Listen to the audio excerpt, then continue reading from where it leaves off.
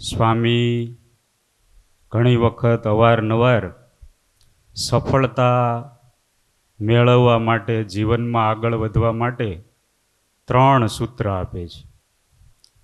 પહેલું તો સત્કારા સેવિતમ, પછી બીજું નૈરંતર્ય સેવિતમ, અને ત્રીજું દીર્ઘકાલ સેવિતમ. આ ત્રણેય યોગ સૂત્રના જીવનમાં કોઈ પણ કાર્યની સિદ્ધિ માટેના સૂત્રો છે. આજે આપણે એને થોડાક વિસ્તારથી સમજવાનો પ્રયત્ન કરીએ. સૌથી પહેલું સૂત્ર છે સત્કારા સેવિતમ, એટલે ઈશકથી, ઉત્સાહથી કાર્ય કરવું. જે કાર્યમાં સફળતા મેળવવી હોય એમાં ઉત્સાહ રાખવાનો, ઈશક રાખવાનો. આજકાલ ઈશ્ક બધાયને થઈ જાય છે, પણ ઈશક કોઈ નથી થતો. સમજાણું ને? કોલેજમાં આવે એટલે ગમે ત્યાં ઠરીઠામ થઈ જાય.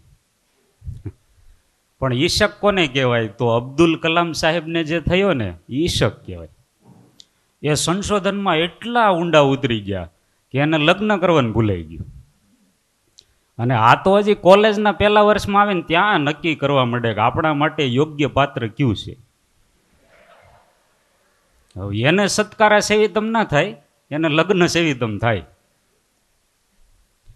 એટલે પૂરા ઉત્સાહથી, ઈશકથી કોઈ પણ કાર્યમાં ઝંપલાવે તો સફળતા મળે. સ્વામિનારાયણ ભગવાને કાર્યાણીના 10મા વચનામૃતમાં વાત કરી છે કે જેને જે વાતનો ઈશક હોય તેમાં હજારો અંતરાય આવે છતાંય એ રોકાય નહીં તો એને ઈશક કહેવાય. આપણા ગુરુદેવ શાસ્ત્રીજી મહારાજ એમણે નક્કી કર્યું કે ગુરુકુલ કરવું છે તો કેટલાય અંતરાય આવ્યા. અપમાન થાય, લોકો નિંદા કરે, સ્વીકારે ના સ્વીકારે, છતાંય સ્વામીને ઈશક હતો તો ગુરુકુલની સ્થાપના કરી. તો આજે 52 સંસ્થાઓ, 40,000 વિદ્યાર્થીઓ, 275 સંતો. ગુરુકુલ ઇઝ બ્રાન્ડ નાવ. આવી મોટી બ્રાન્ડ બની ગઈ, સ્પિરિચ્યુઅલ બ્રાન્ડ. કારણ કે સ્વામીને ઈશક હતો.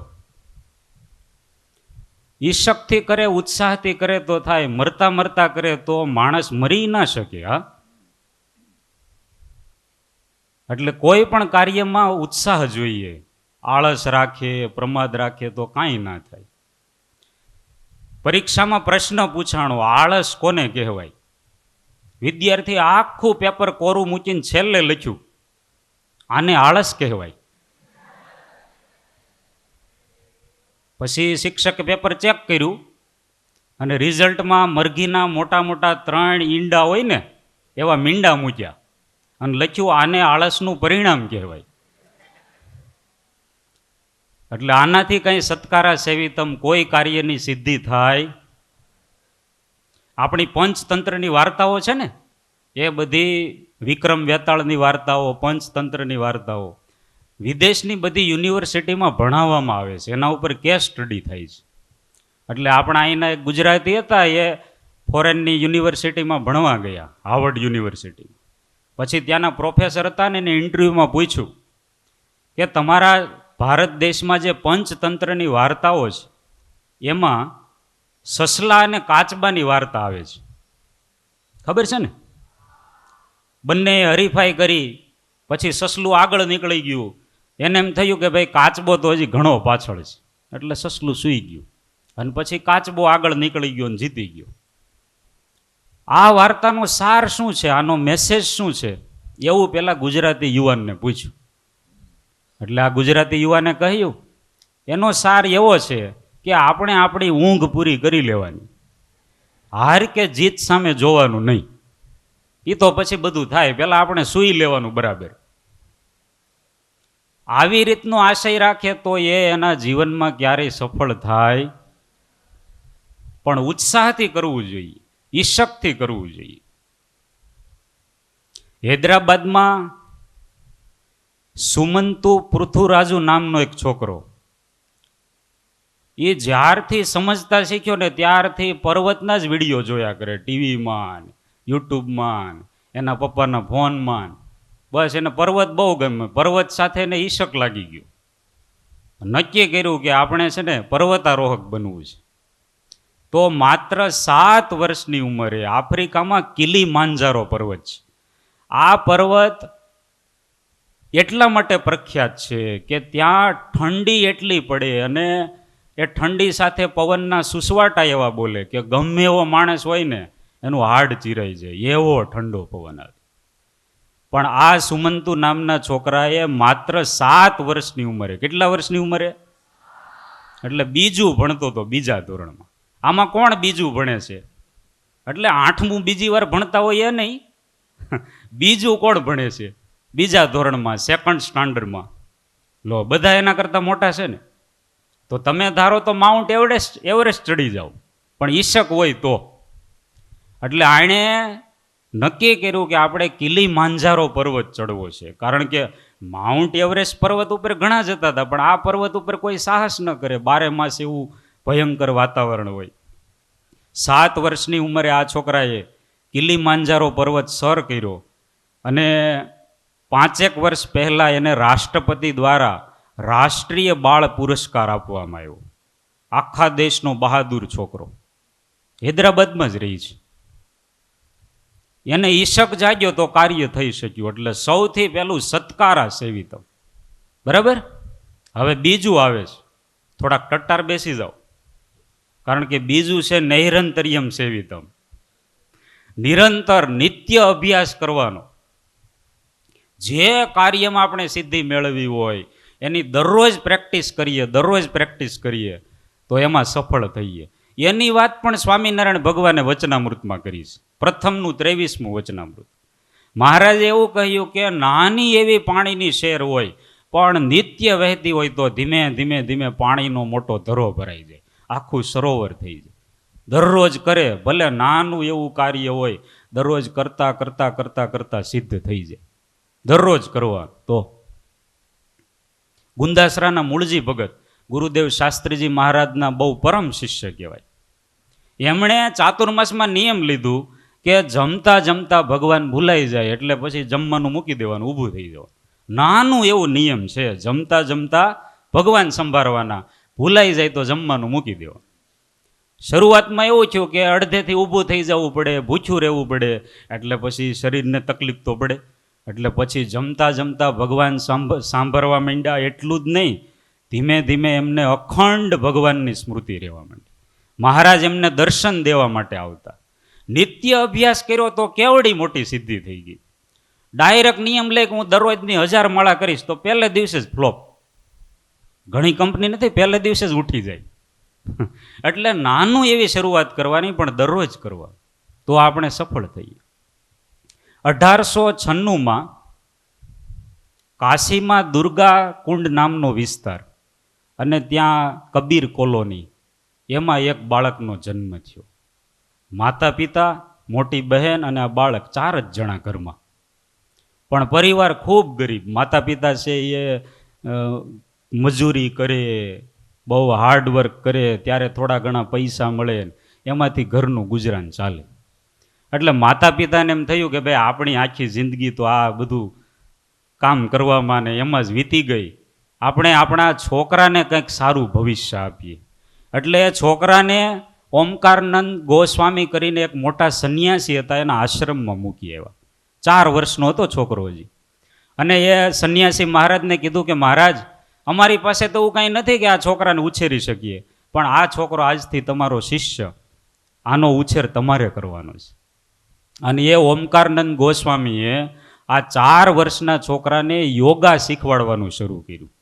યોગ કરો છો ને તમે ગ્રાઉન્ડમાં, એમાં વચ્ચે તો ઘણા છોકરા હુતા જ હોય કે હે સવાસનમાં મજા આવે, કે વ્યવસ્થાપકોને તમે વચ્ચે તો દેખાય નહીં, એટલે એનો પૂરો લાભ લે.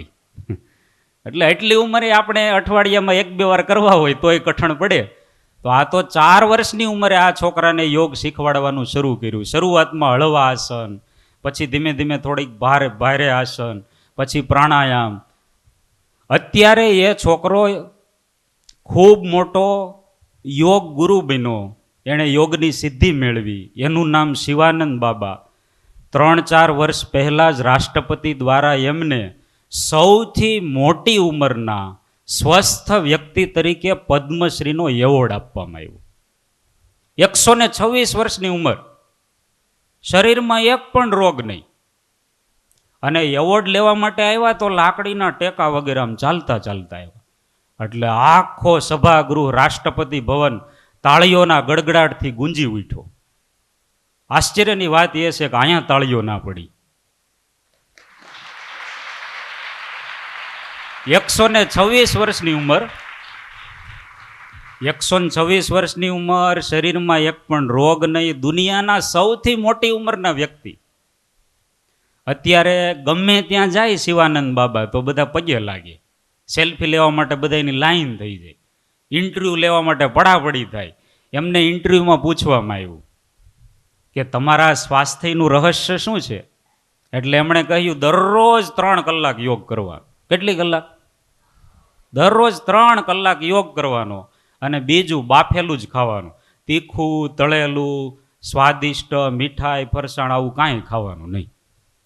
આવો દરરોજ અભ્યાસ કર્યો ત્યારે એટલે સુધી પહોંચ્યા. હવે આ બધું આવું જમવાનું છોડી દેવું કઠણ છે ને, સ્ટ્રિક્ટ ડાયટ રાખવું.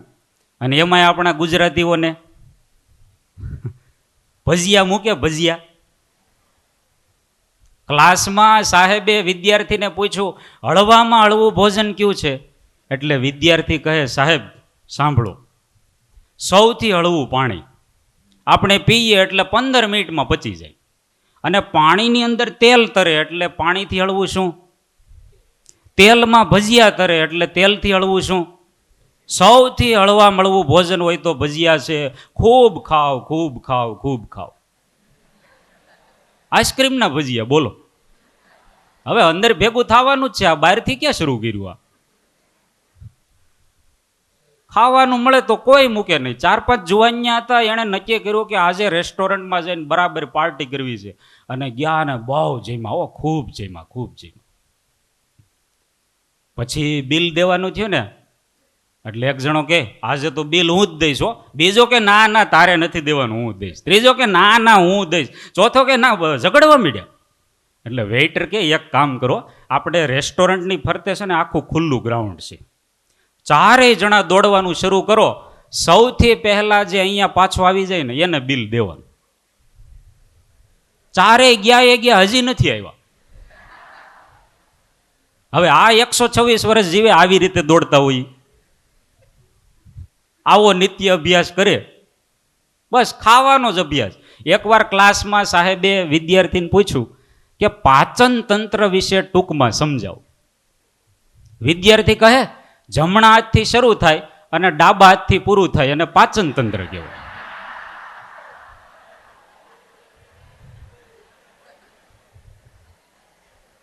સાહેબે નક્કી કરી નાખ્યું કોઈને ક્યારેય પ્રશ્ન નહીં પૂછવાનો.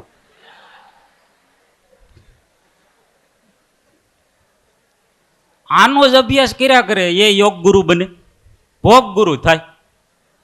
એટલે કોઈ પણ ક્ષેત્રમાં નિત્ય અભ્યાસ કરે, નૈરંતર્ય સેવિતમ, તો સફળ થાય. પેલું સત્કારા સેવિતમ, બીજું નૈરંતર્ય સેવિતમ અને ત્રીજું દીર્ઘકાલ સેવિતમ. લાંબા સમય સુધી કોઈ પણ ક્ષેત્રમાં અભ્યાસ કરે તો એમાં સફળતા મળે જ. મેલ્કમ ગ્લેડવેલ નામના એક બહુ મોટા લેખક, એમણે પુસ્તક લખ્યું છે આઉટલાયર્સ નામનું. એમાં પૃથ્વી પરના વર્તમાન સમયે 700 સફળ વ્યક્તિ, 1 થી 700 નંબરના સફળ વ્યક્તિ હોય ને, આપણે અહીંયા મુકેશ અંબાણી, રતન ટાટા, એવી રીતે વોરન બફેટ ને બિલ ગેટ્સ ને અત્યારે બીજા ઘણા આવી ગયા, એ બધાના જીવન ઉપર સર્વે કર્યો. અને પછી એમણે તારણ કાઢ્યું કે કોઈ વ્યક્તિ કોઈ એક ક્ષેત્રમાં 10,000 કલાક મહેનત કરી તો એમાં શિરમોડ થઈ જાય. આપણને એમ થાય 10,000 કલાક એટલી બધી મહેનત કેમ કરવી? દરરોજના 3 કલાક કાઢો તો એ વર્ષે 1000 કલાક થઈ જાય ને. 10 વર્ષ સુધી કરો એટલે એમાં તમે સફળ. આ પૃથ્વી પરના તમામ સફળ લોકોનો સર્વે છે. જેમાં તમે લાંબા સમય સુધી મહેનત કરો એમાં સફળ થાવ. સુરતનો એક પરિવાર, હિરેનભાઈ પ્રફુલ્લચંદ શાહ, એ અમેરિકા રહેવા ગયા અને એમના ઘરે પ્રથમ બાળકનો જન્મ થયો. બાળકને જન્મતા વેત ઓસ્ટિયોજેન્સિસ નામની બીમારી. આ બીમારી એવી કે હાડકાં એકદમ નબળા હોય, બાળક આમ હલનચલન કરે ને ત્યાં હાડકાં તૂટી જાય. એટલે ડૉક્ટરે કહ્યું કે ભાઈ આ બાળક જીવશે નહીં. તમે નક્કી કરી નાખો તમારે બાળક જોઈએ છે કે નહીં, નહીંતર અમે બીજી વ્યવસ્થા કરી. એટલે એ માતા પિતા એવું કહ્યું કે આ પૃથ્વી પર લાખો માતા પિતા એવા છે કે જેમને બાળકો હોતા જ નથી. ઈશ્વરે અમને આ બાળક આપ્યું છે તો અમારે એને ઉછેરવું છે. એ બાળકને ઘરે લઈ ગયા, એનું પાલન પોષણ કરવાનું શરૂ કર્યું અને સંગીત સંભળાવે એને. દરરોજનો લાંબા સમયનો સંગીત સાંભળવાનો અભ્યાસ. આ છોકરાનું નામ પાડ્યું હતું સ્પર્શ શાહ. એ સ્પર્શ શાહ 4 વર્ષનો થયો ને એટલે ધીમે ધીમે ક્લાસિકલ સંગીત સમજવા માંડ્યો અને ગાવા પણ માંડ્યો. એટલું જ નહીં, 8 વર્ષનો થયો એટલે પોતે ગીત લખે, એટલે એને ગીતકાર કહેવાય. અને ગાય એને ગાયક કહેવાય. ગાયક અને ગીતકાર બંનેમાં ફરક હોય, એ તો તમને ખબર છે ને. તમને તો ખબર જ હોય ને, તમે બધા માસ્ટર છો ગાવામાં. જે ગાયક હોય એ ગીતકાર ના હોય, જે ગીતકાર હોય એ ગાયક ના હોય. બંને વસ્તુ બહુ ઓછા ને હોય. પણ આ સ્પર્શ શાહ નામનો છોકરો, એના માતા પિતા એને લાંબા સમય સુધી સતત સંગીતનો અભ્યાસ કરાયો, તો ગાયનમાં અને ગીતકારમાં બંનેમાં આગળ વધ્યો. એટલું જ નહીં, સ્પીકર બન્યો, સારા સારા શોમાં જઈ મોટિવેશનલ સ્પીચ આપે. આપણો ભારતનો પ્રખ્યાત શો છે કોણ બનેગા કરોડપતિ, એમાં પણ આ છોકરો આવી ગયો છે. વિશ્વભરના પ્રખ્યાત બધા શોમાં એના ઇન્ટરવ્યૂ આવ્યા છે. જ્યારે અમેરિકાના રાષ્ટ્રપતિ ડોનાલ્ડ ટ્રમ્પ હતા ત્યારે નરેન્દ્ર મોદી સાહેબ અમેરિકા ગયેલા, ત્યારે હાવડી મોદી કાર્યક્રમ હતો, ખબર છે ને. એ હાવડી મોદી કાર્યક્રમમાં આપણા ભારત દેશના રાષ્ટ્રગીતનું રાષ્ટ્રગાન કરનાર આ છોકરો સ્પર્શ શાહ કેટલું સરસ ગાતો હશે. ત્યારે એને સિલેક્ટ કર્યો હશે ને એટલા લાખો કરોડો બાળકો વચ્ચે. પણ એ ક્યારે શક્ય બન્યું? દીર્ઘકાલ સેવિતમ, લાંબા સમય સુધી સંગીતનો અભ્યાસ કર્યો ત્યારે. હવે કાંઈ અભ્યાસ જ ના કરે, સંગીતના ક્લાસમાં શિક્ષકે પૂછ્યું સૌથી સારામાં સારો તાલ કયો કહેવાય, એટલે બધા વિદ્યાર્થી કહે હડતાલ. એ અમને બહુ ગમે. કોરોનામાં 2 વર્ષ એનાથી લાંબા ગાળા સુધી અભ્યાસ થાય એટલે દીર્ઘકાલ સેવિતમ. પહેલું તો સત્કારા સેવિતમ, બીજું નૈરંતર્ય સેવિતમ અને ત્રીજું દીર્ઘકાલ સેવિતમ. આ ત્રણેય સૂત્ર દ્વારા કોઈ પણ ક્ષેત્રમાં મહેનત કરે તો એ પોતાના જીવનમાં ચોક્કસ સફળ થાય. મહારાજના ચરણોમાં પ્રાર્થના કરીએ કે તમે બધા વિદ્યાર્થીઓ, તમને રસ હોય એક ક્ષેત્રમાં ખૂબ આગળ વધો, સફળ થાવ, એવી પ્રાર્થના કરીને વિરમું છું. સહજાનંદ સ્વામી મહારાજની જય સ્વામિનારાયણ.